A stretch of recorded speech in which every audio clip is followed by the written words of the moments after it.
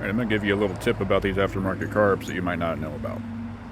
Let's say you're all excited, you got your new carburetor, you're putting it back on, thinking it's going to start, you get everything assembled, go to choke it, your mower's going to bog down, it's going to stay on choke and you don't even realize it's not releasing. You go ahead and go to Amazon, you do your review, oh this thing is a piece of junk, don't buy from this company, blah blah blah.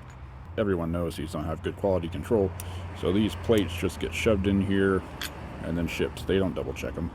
So before you put this all back together, make sure that choke plate is pushed in. Go ahead and do a test fit before you put this all back on. Make sure it's opening how it should be.